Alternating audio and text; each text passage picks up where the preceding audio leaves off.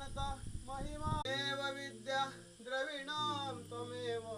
त्वमेव सर्व मम देव देव शान्ताकारं भुजगशयनं पद्मनाभं